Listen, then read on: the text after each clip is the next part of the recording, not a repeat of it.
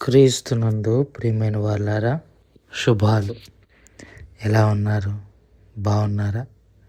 నిన్నటి దినము ఎలా గడిచింది? ప్రభువుకు మహిమకరంగా జీవించారా? జీవించినట్లయితే ఆయనకు స్తుతులు. లేని ఎడల ఆయన మనల్ని క్షమించునుగాక.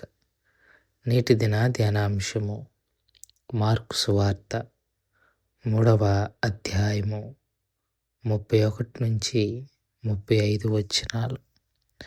మార్కు సువార్త 3వ అధ్యాయము 31 నుంచి 35 అనగా చివరి వచనం వరకు. తరువాత ఆయన సహోదరులను తల్లియు వచ్చి వెలుపల నిలిచి ఆయనను పిలువనంపిరి. జనులు గుంపులుగా ఆయన చుట్టూ కూర్చుండరి. వారు, ఇదిగో నీ తల్లి, నీ సహోదరులను వెలుపల ఉండి నీ కోసరము వెతుకుచున్నారని ఆయనతో చెప్పగా, ఆయన, నా తల్లి, నా సహోదరులు ఎవరని చెప్పి తన చుట్టూ కూర్చున్న వారిని కలియచూచి, ఇదిగో నా తల్లి, నా సహోదరులను, దేవుని చిత్తము జరిగించిన వాడే నా సహోదరుడును సహోదరియు తల్లినై ఉన్నారని చెప్పెను. దేవుని వాక్యాన్ని మన వినికిడిలో దీవించి ఆశీర్వదించునుగాక. యేసుక్రీస్తు ప్రభువారు పరిశుద్ధాత్మని వ్యతిరేకంగా మాట్లాడిన వారి విషయంలో మాట్లాడిన తర్వాత మళ్ళీ అక్కడున్న జనసమూహంతో కూర్చొని మాట్లాడుతూ ఉండగా, యేసుక్రీస్తు ప్రభువారి తల్లి, అతని సహోదరులు ఆయన దగ్గరికి వస్తారు.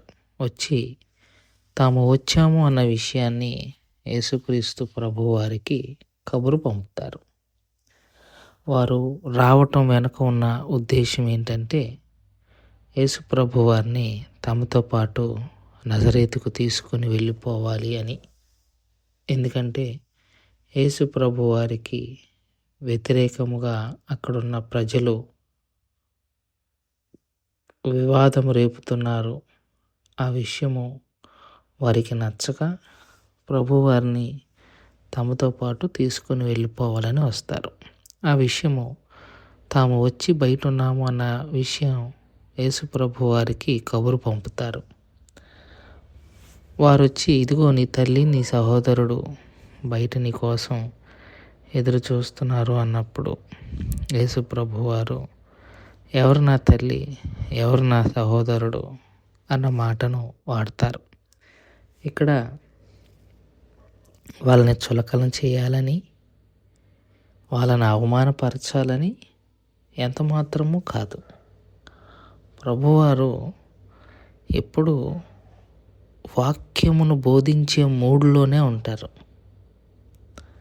ఆయన ఎంత త్వరగా తనకు అప్పగించబడిన పని ముగించాలి, ఎంతమందికి కావాల్సి వస్తే అంతమందికి మెస్సయ్యను గురించిన వార్తను తెలియపరచాలి అన్న ఆలోచనే తప్ప మిగతా వాటి విషయంలో ఆయన అంతగా శ్రద్ధ చూపే దేవుడు కాదు. శ్రద్ధ అంటే మరీ నిర్లక్ష్యం చేశాడు అని కూడా లేదు. ఇప్పుడు యేసు ప్రభువారు చనిపోయేటప్పుడు మరియ ఒక్కతే ఉంటే యోహాన్ని పిలిచి, ఇదిగో నీ తల్లి, ఇదిగో నీ కుమారుడు అని అప్పగించేవాడు కాదు. యేసు ప్రభువారికి మరియ మీద ప్రేమ లేదనో లేకపోతే పట్టించుకోవడనో కాదు. మీరు గమనించుకుంటే దేవాలయంలో 12 సంవత్సరాలప్పుడు ఆయన మిస్ అయిపోతే వీళ్ళు వెతుక్కుంటూ చివరికి మళ్ళీ దేవాలయానికి వచ్చి, నువ్వు ఇక్కడ ఉన్నావా అని అంటే, ఎందుకు వెతుకుతున్నారు నన్ను అంటాడు. అంటే చిరాకు పడ్డాడన్నా కాదు. దేవుడు యేసు ప్రభువారు ఆలోచన దృక్పథం ఎప్పుడూ వాక్యం చెప్పాలి, వాక్యము బోధించాలి అన్న ఆలోచనలోనే ఆయన ఉంటారు తప్ప మిగతా చిన్న విషయాలు పట్టించుకోరు. అందులోనూ వాళ్ళు ఎందుకు వచ్చారో ఆయనకు తెలియందేం కాదు. అందుకే ఇదిగో నీ సహోదరుడు, నీ తల్లి వచ్చింది అనగానే యేసయ్య నా సహోదరుడు ఎవరు, నా చెల్లి ఎవరు? మీరే అందరూను. ఆ మాటకొస్తే దేవుని చిత్తము నెరవేర్చిన ప్రతివాడు నా తల్లి, నా సహోదరుడు, నా చెల్లె అన్నాడు. మీకు జ్ఞాపకం ఉంటే నికోదేము బాప్తీసం నిత్య జీవానికి రాజ్యానికి వారసుడు అవ్వాలి అని అంటే నేనేం చేయాలంటే ఒకడు మళ్ళీ జన్మించాలి అని. నిజంగానే జన్మించాలని కాదు, ఆత్మీయంగా పుట్టాలని. అలాగే ఇక్కడ కూడా వీళ్ళందరూ తల్లిదండ్రులు అయిపోతున్నారని కాదు, ఆత్మీయంగా సహోదరులు, తల్లి, సహోదరుడు, సహోదరి అన్న ఉద్దేశము కలిగిన వారై యేసు ప్రభువారు ఈ మాటను చెబుతున్నట్టుగా మనం చూస్తాం. దేవుని చిత్తము నెరవేర్చువారే అన్న పదం వాడారు ప్రభువారు.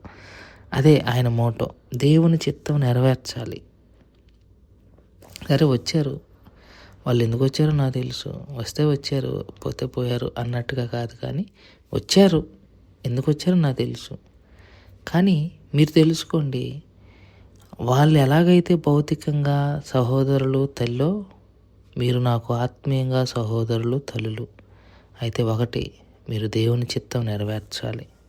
రోమపత్రిక అదే, ఎందరైతే ఆయనను అనుసరించి నడుచుకుంటారో అబ్బా తండ్రి అని పిలువబడే భాగ్యాన్ని ఆయన మనకి ఇస్తున్నారు. అనగా మనము క్రీస్తుతో పాటు శ్రమ పొందిన ఎడల క్రీస్తు తోడి వారసులము అంటాడు పౌలు భక్తుడు.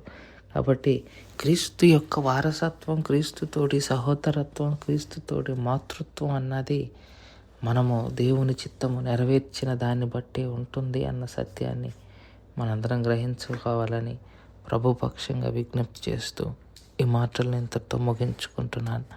దేవుడు దీవించి ఆశీర్వదించుగాక. ప్రార్థన చేసుకుందాం. మమ్మల్ని మిక్కిలిగా ప్రేమించిన మా ప్రియ పరలోకపు తండ్రి, మీ పాదాలకు స్తోత్రాలు.